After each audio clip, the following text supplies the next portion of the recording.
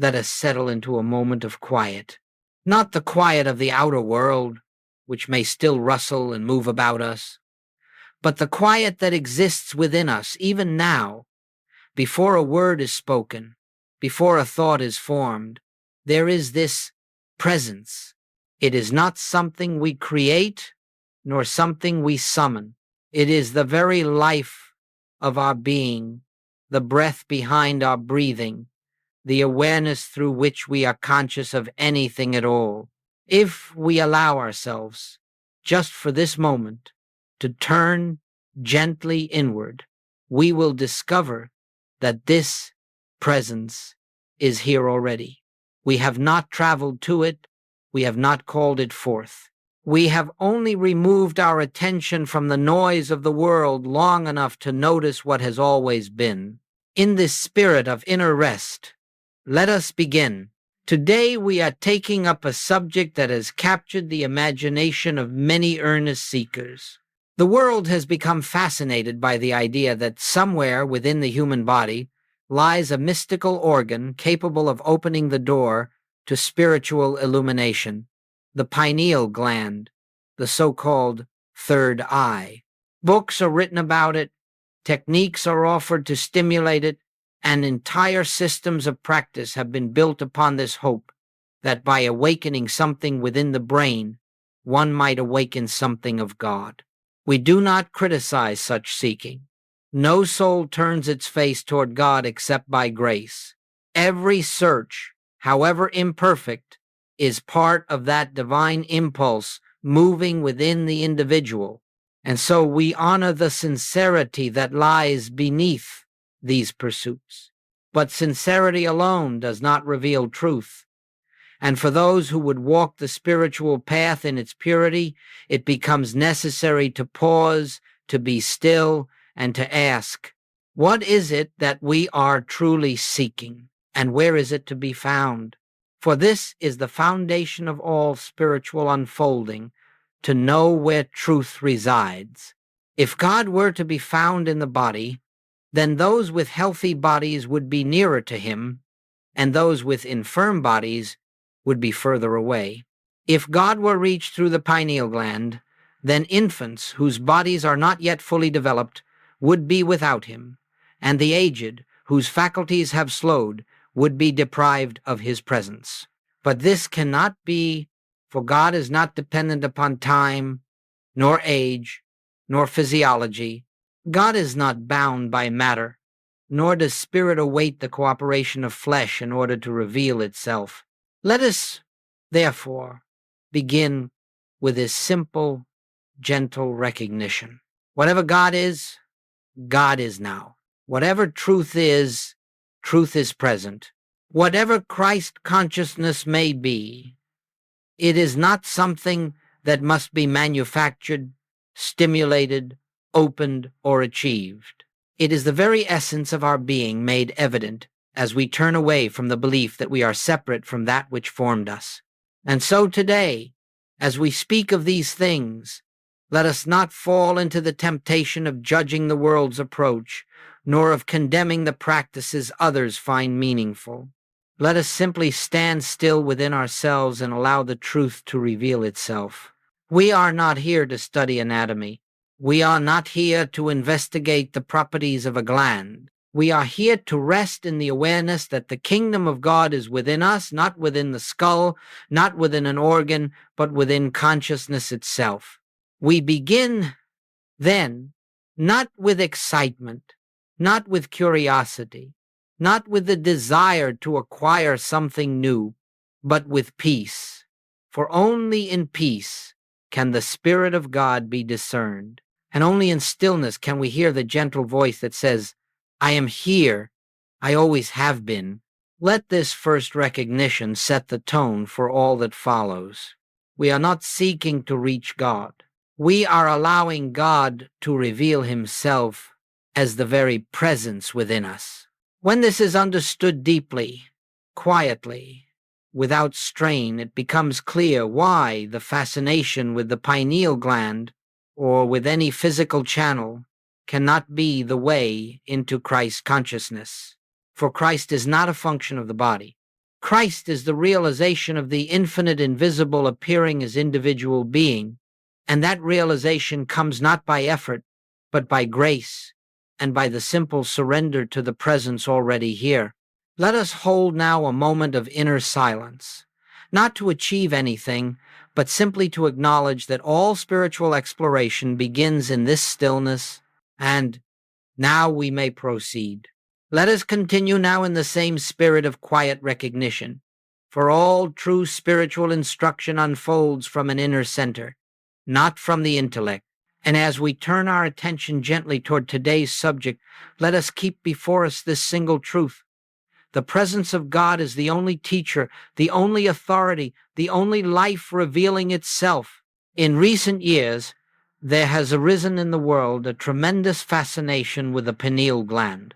People speak of it as the third eye, the gateway to higher realms, the hidden spiritual organ that, once activated, will lift an individual into enlightenment. There are teachings, exercises, diets, techniques, promising that if one can but stimulate this tiny gland, one may suddenly perceive light, truth, and divinity. We acknowledge that all this arises from a sincere longing for spiritual awakening. The human mind, recognizing that something greater than itself exists, begins searching for a means to touch it. And so, believing that the infinite must somehow meet the finite, it looks for a bridge, something physical, something located, something accessible to the senses.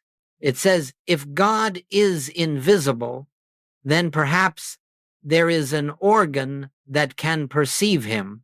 It believes, if I awaken this mysterious gland, I may awaken the soul. And so the search turns toward the body. But we must pause here, for the spiritual path is a path of discernment, and we must gently ask, is it possible that the infinite God awaits the stimulation of a piece of physical matter before revealing himself? Spirit, which is boundless and eternal, cannot be confined within the limits of a gland no larger than a grain of rice. The infinite invisible is not governed by chemical reactions, nor does it require an organ to express itself. If God depended upon the pineal gland, then those whose glands are damaged, underdeveloped, or removed would be forever barred from the kingdom. And yet we know this cannot be so, for the kingdom of God is infinite, impartial, universal, and present as the very life of each soul, regardless of physical condition. No, the fascination with the pineal gland arises not because the gland is divine, but because humanity has not yet understood where the divine resides. Spiritual seekers long to break through the veil of material sense, and in their longing, they reach for whatever symbol they believe might ease the journey. But the very act of reaching outward becomes the barrier. For God is not found in stimulation, nor in techniques, nor in the manipulation of the body. God is found in consciousness, in the silent inner recognition of the presence that has never been absent. There have always been movements in the world that look to the body for spiritual awakening. Some have looked to breathing, others to posture, others to diet, others to energy centers or waves or vibrations. And yet, throughout all history, the great mystics, those who truly pierced the veil, spoke of something entirely different. They spoke of stillness, of surrender, of contemplation, of the gentle realization that God is already here and requires no human effort to be made present. The body may serve as a symbol, a reminder that something deeper seeks expression, but it is only a symbol, and when the symbol becomes the pursuit, the reality is forgotten. Let us take care, therefore, not to ridicule those who look to the pineal gland, for they seek the same truth we seek. But we must not follow the world's pattern of seeking truth in matter, nor must we believe that the invisible can be reached through the visible. All attempts to find God through the body lead us outward, and all true spiritual realization requires us to turn inward. The pineal gland may have a function in the human experience, but it is not the source of illumination. It is not the door to the infinite. It does not bestow Christ consciousness. If it plays any role at all, it is simply a servant to consciousness, just as the eyes serve vision but do not create light. Christ consciousness does not descend because a gland awakens.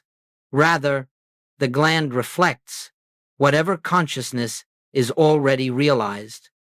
For consciousness is cause, and the body is effect. An effect cannot lead us to cause. Let us therefore be still and recognize the presence we seek is not hidden in the skull. It does not rest in tissue or chemistry. It is not awaiting activation. It is here, now, as the life of our being.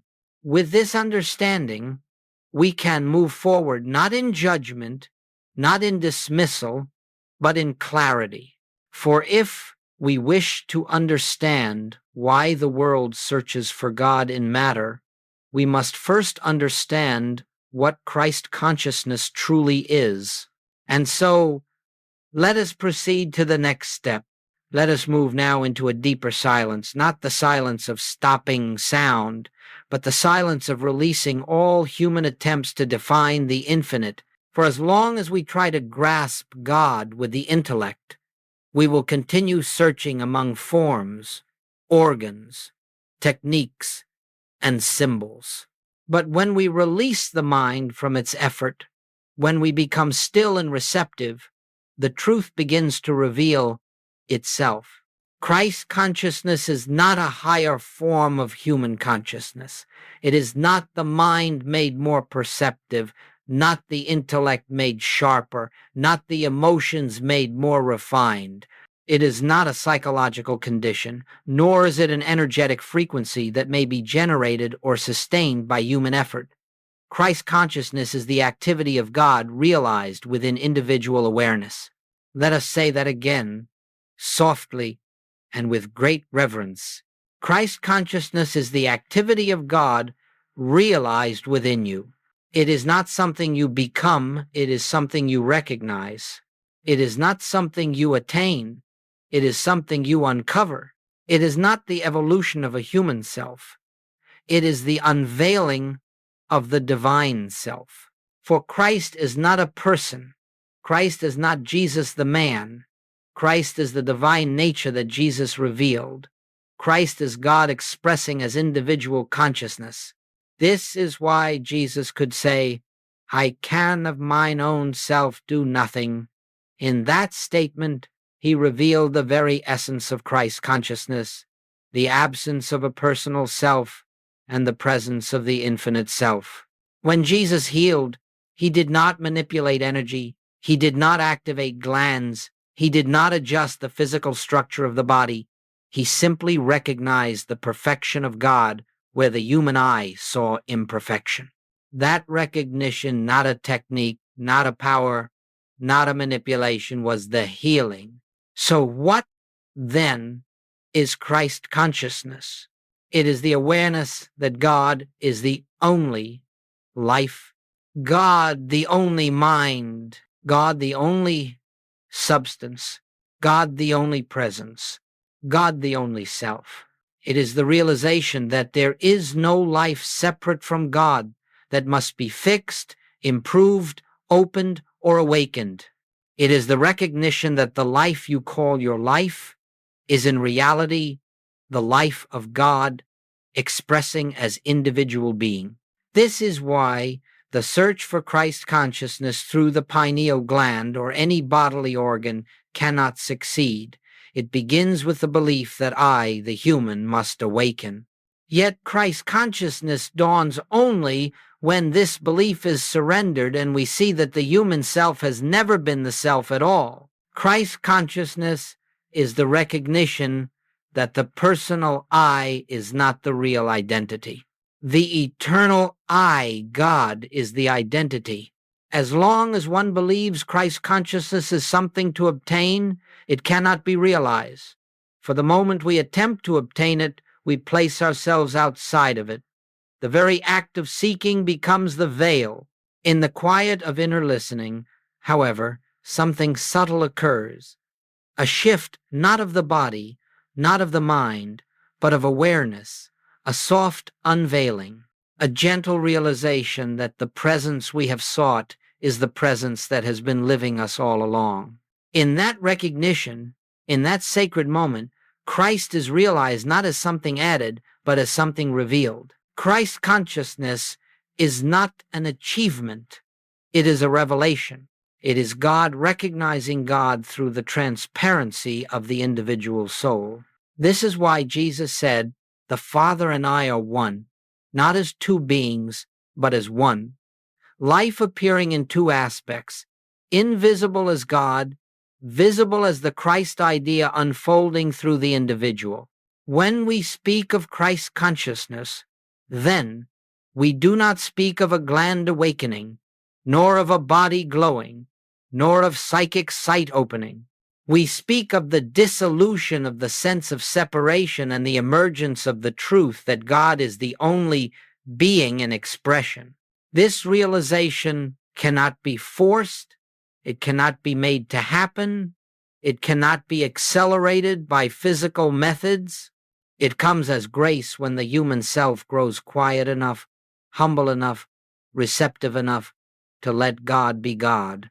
And so, as we continue, let us not think of Christ as something to reach, but as something we already are, awaiting only our recognition.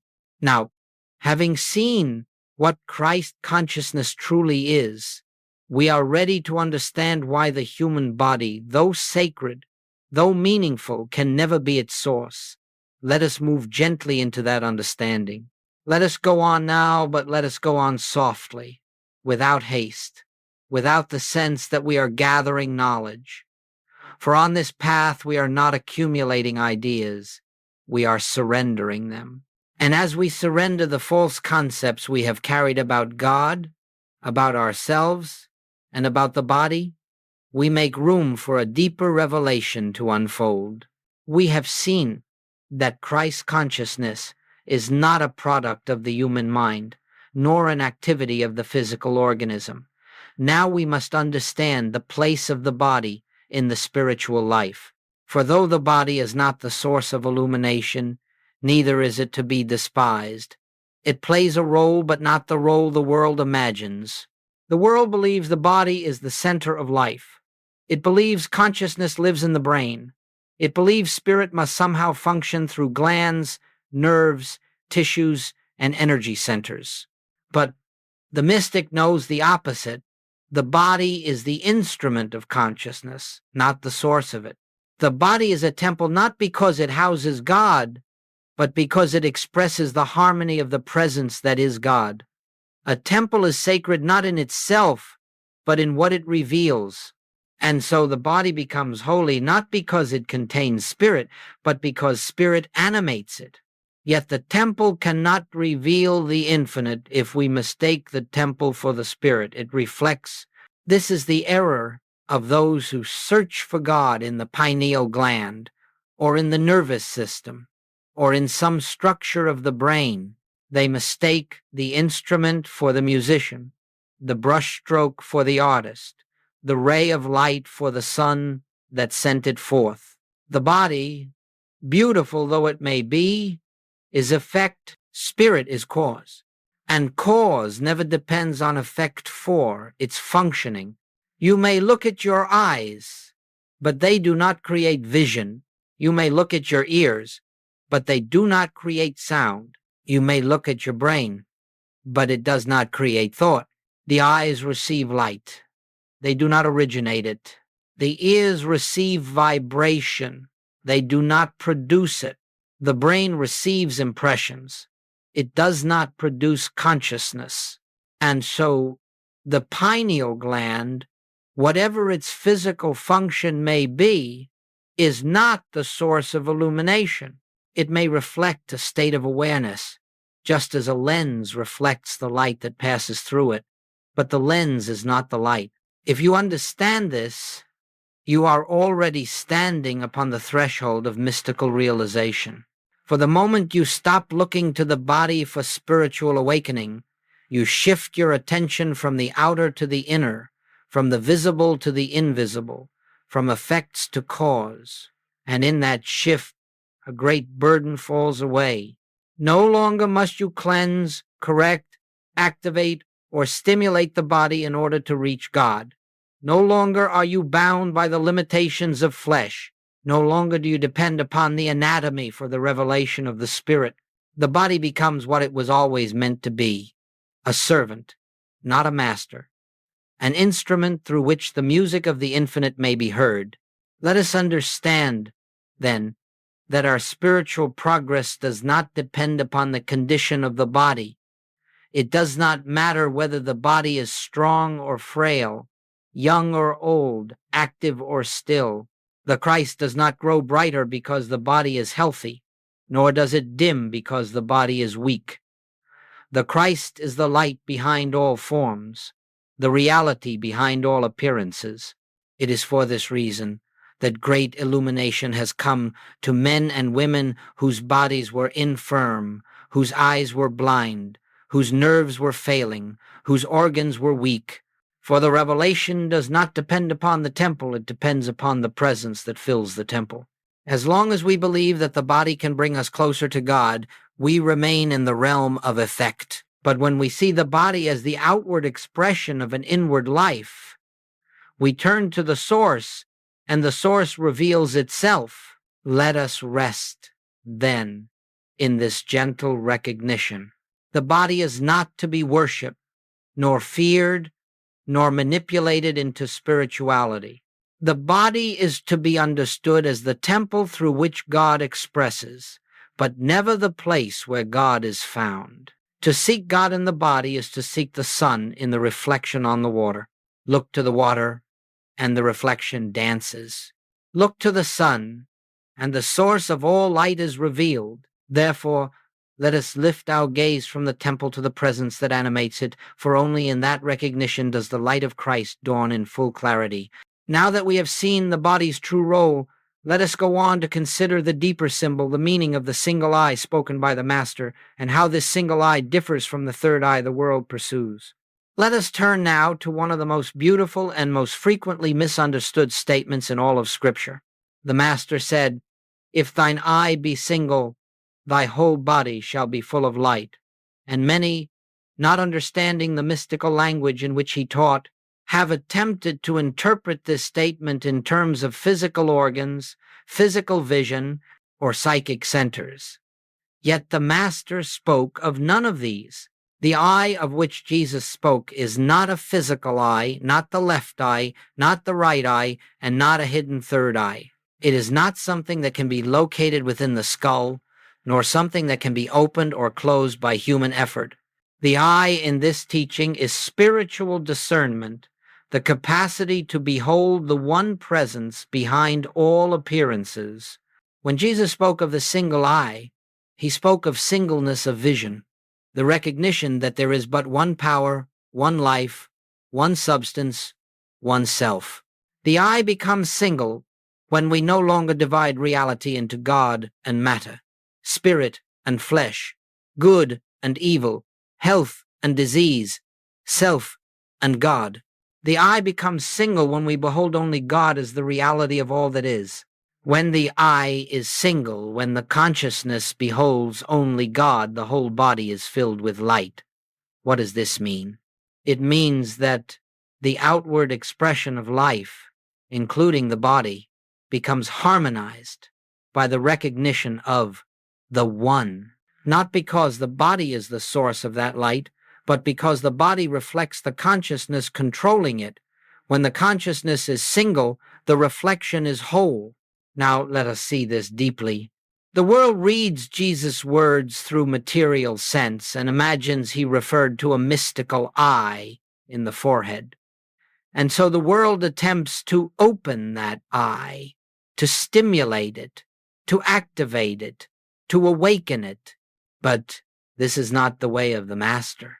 For if illumination depended upon the body, then the blind could not be illumined, and the lame could not rise, and those with damaged organs would be exempt from grace. But Jesus proved the opposite. Illumination is of spirit, not of matter. The single eye is not a function of the body. It is the nature of consciousness, recognizing the one behind all forms. To behold with the single eye is to rest in the understanding that God is the only power.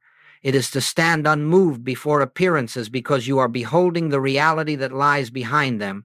It is to see through the illusion of separation and to perceive the light that fills all things. When you behold with the single eye, you are no longer impressed by the testimony of the senses. You no longer judge by what the eyes see or the ears hear.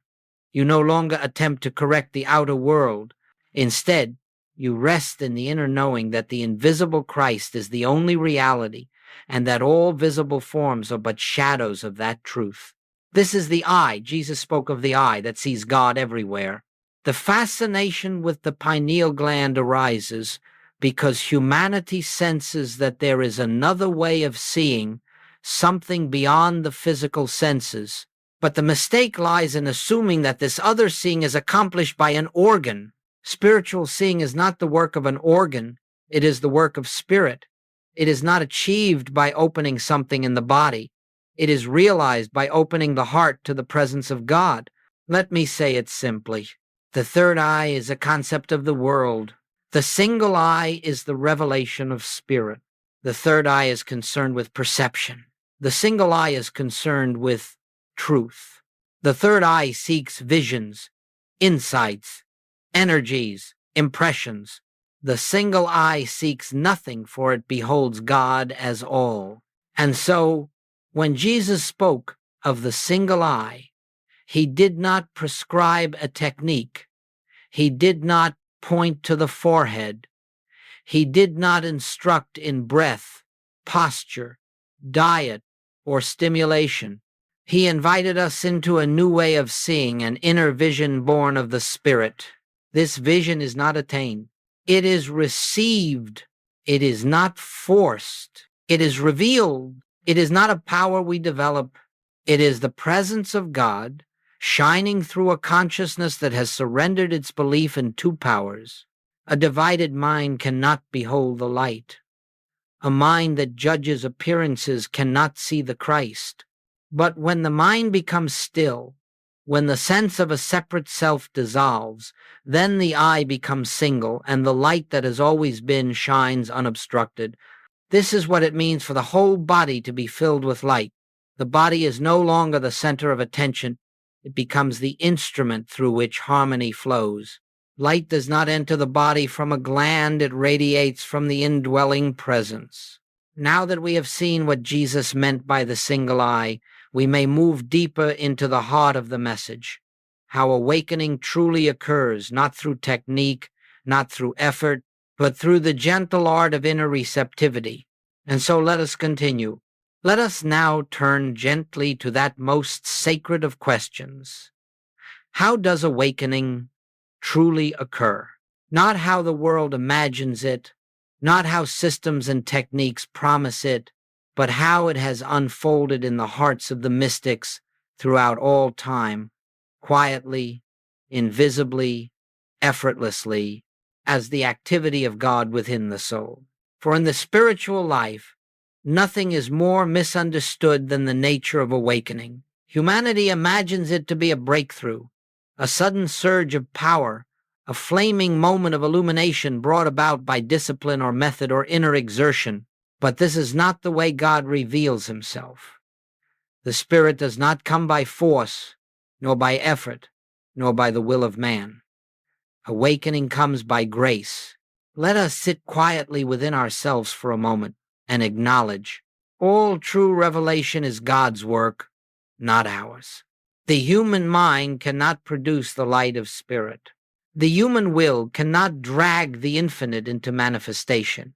The human self cannot climb into heaven by its own strength. Awakening begins when the human self grows still enough for the divine self to announce its presence. This is the essence of the Goldsmith method, not a method of doing, but a way of not doing, a way of resting, of listening, of opening the soul to the activity of the presence. It is the practice of becoming inwardly receptive until the still small voice makes itself known. Let us see this deeply. When you sit in quietness, not asking, not demanding, not seeking to achieve anything, you create a space within consciousness in which God may speak. You move aside the busy chatter of thought and allow the infinite invisible to flow. Goldsmith called this the listening attitude, not the listening of ears, nor the listening of mind, but the listening of being an inner posture of availability, of surrender, of humility before the presence that is already here. In this listening, 3 sacred movements take place. 1. Silence.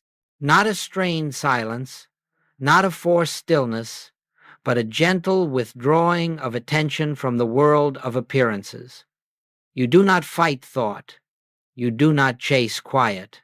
You simply rest in the awareness that beneath every thought, every sensation, every concern, there is a presence, untouched, unmoved, undivided. You come to this silence not to find God, but to let God find expression in you. 2. Receptivity. In this quietness, the soul begins to soften. The walls of self-effort dissolve. There is no attempt to reach God, no desire to manipulate the moment. You sit as an open window, allowing the breeze to enter of its own accord. You are not waiting for experiences. You are waiting upon God. This waiting is not passive. It is alive, alert, expectant, not for some phenomenon, but for the inner assurance that spirit is present. Even if no word is heard, even if no feeling arises, the soul knows that simply by resting in God, the work is already underway. 3. Recognition. And then, in the midst of this sacred stillness, something begins to dawn, not always dramatically, not always with sensation, but quietly, like the first glimmer of morning light. You begin to sense, however faintly, that the presence is here. You begin to know, not intellectually, but in the depths of your being, that God is the life of you, the breath of you, the consciousness of you. You are no longer reaching outward. You are abiding inwardly. You are no longer calling to God. You are responding to God. You are no longer seeking illumination. Illumination is seeking you. This is awakening, not a sudden spark produced by human effort, but the gentle unfolding of a truth that has always been present. This process is not dramatic. It is not sensational. It is not accompanied by visions, energies, or ecstasies. It is often so subtle, so quiet, that it may go unnoticed until you realize that something within you has shifted, that your fears have loosened, your judgments softened, your sense of separation weakened. It happens the way seeds open beneath the soil, silently, invisibly, naturally. Awakening is not an event. It is a revealing. It is not a result. It is a recognition. It is not the discovery of something new, but the uncovering of what was always there. This is why no stimulation of the pineal gland can produce Christ consciousness. This is why no technique can force spiritual illumination. For Christ is not awakened by effort, it is awakened by the dissolution of effort. In quiet contemplation, in listening, in the soft surrender of the personal will, a space is created in which God can be God. And when God is allowed to be God, the soul awakens to its true identity. This, then, is the Goldsmith method, a turning inward, a listening, a resting, a recognition, a surrender to the presence that has always been the life of your life. Now that we understand how awakening truly occurs, we may see clearly why the world's techniques, however sincere, can become obstacles on the spiritual path. And it is to this gentle discernment that we now turn. Let us continue gently now and enter into a deeper discernment, for this point is of great importance to the spiritual traveler. Many earnest seekers, moved by a sincere longing for God, have turned to techniques, practices, rituals, and exercises that they believe will bring them closer to the infinite. They believe that if they repeat a certain phrase, stimulate a certain energy, open a certain chakra, or activate a certain gland, they may succeed in touching the presence. This is not to criticize these practices. Every seeker walks the path according to his present understanding, but we must speak truthfully, lovingly, and clearly. The very search for God through technique can become the greatest obstacle to finding Him. Why? Because the moment we believe that something we do can bring about the realization of God, we have placed the human self at the center, and where the human self stands, God seems to stand apart. Let us see this with calm clarity. Techniques always begin with the assumption that I am separate from God, and through effort, I must bridge the gap. But Christ consciousness begins with the recognition that I and the Father are one, and no effort is needed to make what is eternally true become true. This is the fundamental distinction between the world's approach and the mystical approach. The world's way is effort. The spiritual way is surrender. The world's way is doing. The spiritual way is listening. The world's way is attaining. The spiritual way is recognizing.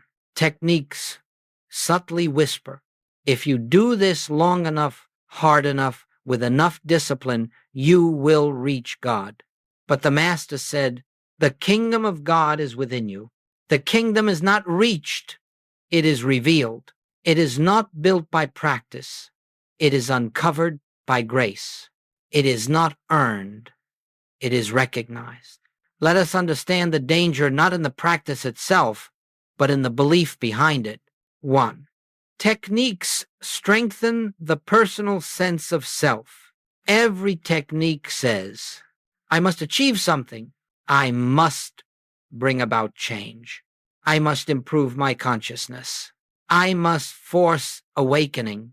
This I, the one doing the work, is the very illusion that must dissolve before Christ can be realized. Techniques, therefore, unintentionally reinforce the sense of a personal self striving towards spiritual accomplishment.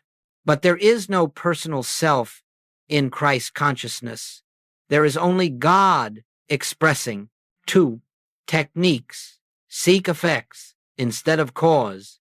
When we use a technique to stimulate a gland, shift energy, or create an inner experience, we are working with effects, not with cause. We are manipulating the shadows instead of turning to the light. And as long as we occupy ourselves with shadows, the light remains unseen. The body cannot bring forth Christ. The mind cannot bring forth Christ. The emotions cannot bring forth Christ. Only Christ can reveal Christ. 3. Techniques create expectation and disappointment. Where there is a method, there is expectation. Where there is expectation, there is inevitable disappointment. Awakening cannot be scheduled. Grace arrives when there is no expectation, no striving, no personal will. 4. Techniques keep us seeking rather than realizing. The greatest hindrance on the path is perpetual seeking. For as long as we seek, we affirm that we lack. And consciousness cannot reveal abundance to one who insists upon lack. Christ consciousness is not found through trying. It is found through ceasing to try. Let us pause here, not to think, not to evaluate, simply to rest in the realization that God is present now, not because of anything we have done, but because God is the very life of our being. In this stillness, we begin to see why techniques can mislead even the sincere. They keep us outwardly occupied. They keep the mind busy. They give the ego a task. And as long as the ego is occupied, the soul cannot hear the whisper of the infinite. The mystic discovers that awakening comes only when all technique is laid aside, when all effort is surrendered, when all desire to experience God is released, and when we simply rest in the awareness of the one who is already here. When we drop the techniques, we do not lose the spiritual path. We lose only the sense that we are walking it alone. God was never waiting for us to activate a gland. God was waiting for us to be still. Now that we have understood how techniques distract from realization, we can move into the heart of the teaching, what truly activates Christ consciousness, not through effort, but through recognition, surrender, and the gentle unveiling of oneness. Let us continue.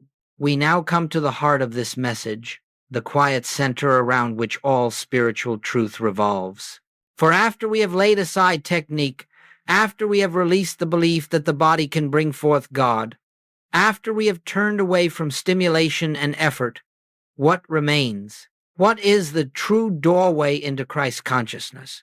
It is this: recognition of oneness. Not the idea of oneness, not the belief in oneness, not the affirmation of oneness, but the inner realization, gentle, silent, profound, that God is the only life, the only mind, the only substance, the only presence, the only self. Christ consciousness is the recognition that there is nothing separate from God, no power apart from God, no life apart from God, no mind apart from God, no self apart from God. This recognition does not come by force. It does not come by analysis or intellectual understanding. It comes by grace, as the fruit of quiet contemplation, as the natural unfolding of a soul that has ceased striving and has begun to listen. Let us sit quietly in this truth. Christ consciousness is not something to be attained. It is something to be remembered. It is not a state we reach. It is the state we are. What then is the true activation? It is not the awakening of a gland. It is the awakening from the belief that we are something other than God's expression.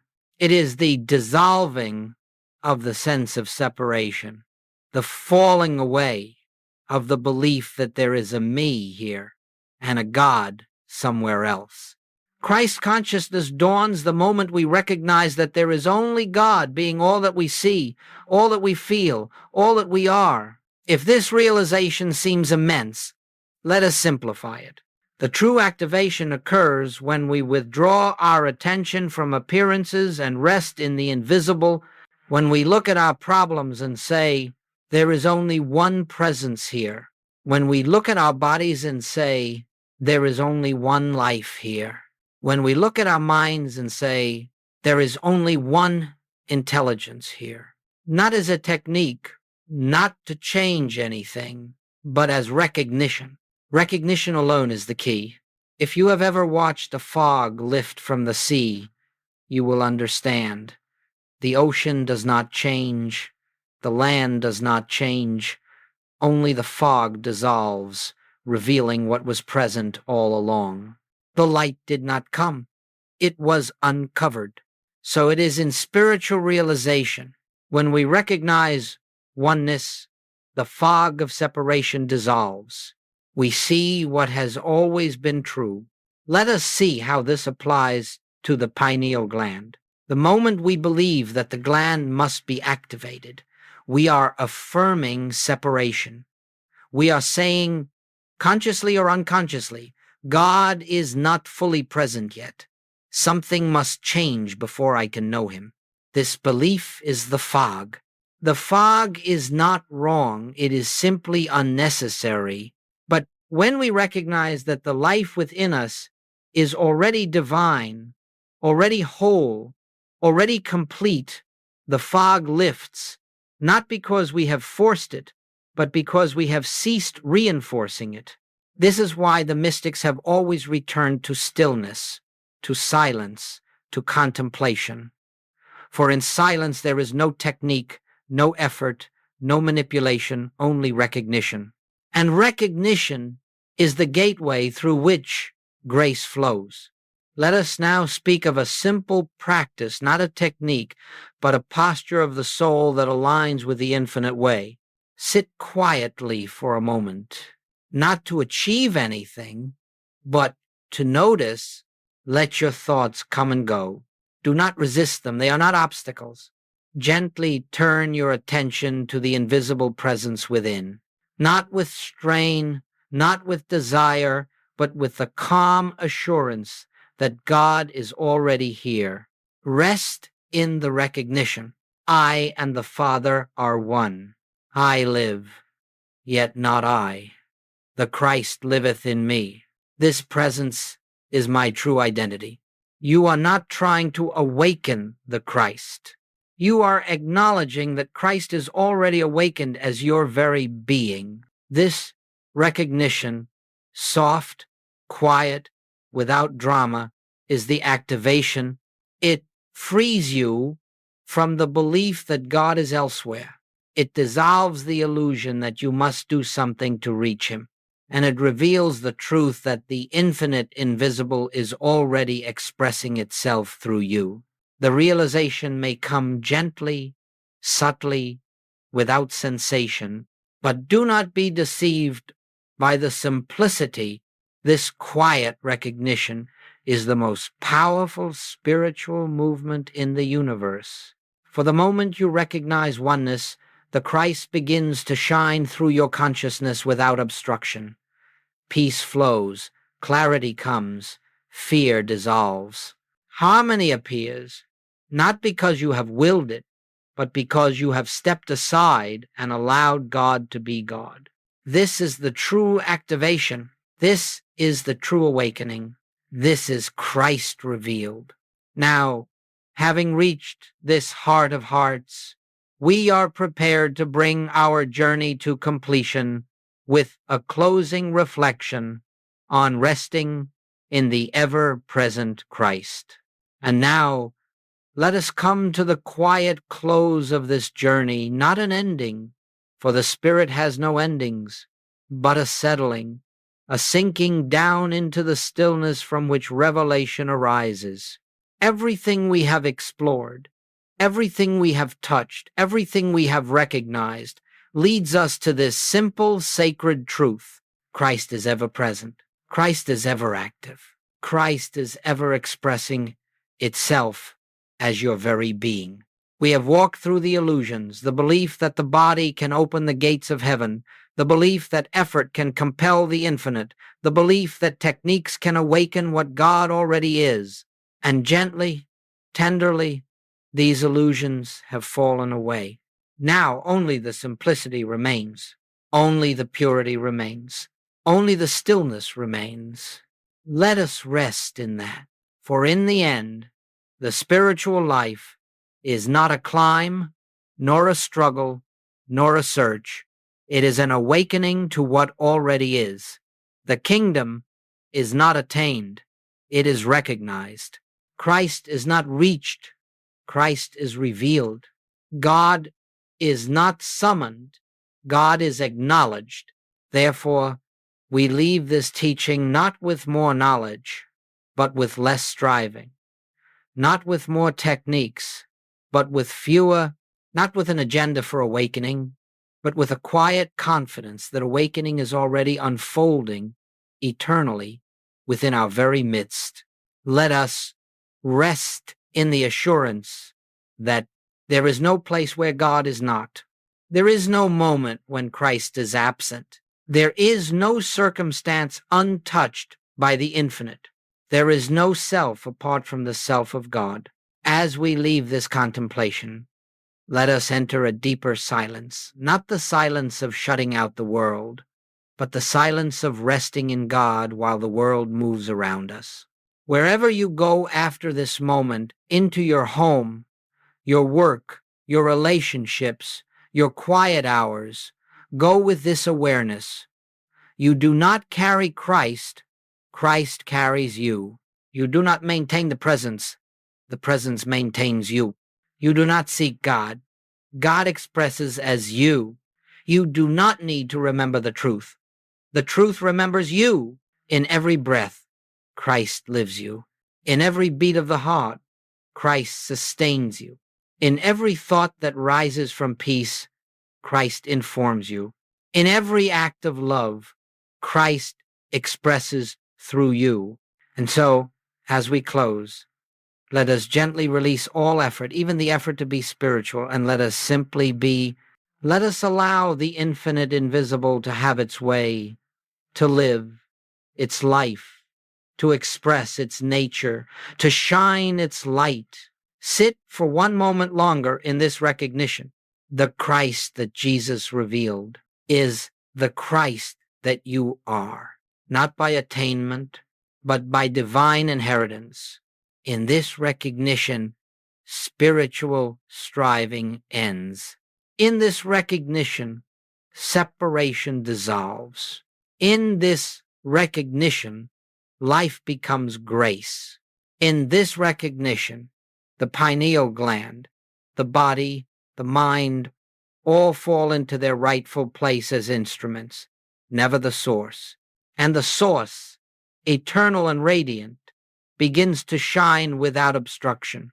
Let us go now in peace, not to seek the presence, but to rest in it, not to call upon Christ, but to live as its expression, not to activate the divine, but to allow the divine to reveal itself in its own perfect way, in its own perfect time, through its own perfect grace. And so we rest in the ever-present Christ, in the infinite invisible, in the truth that was always here and will always remain. Amen.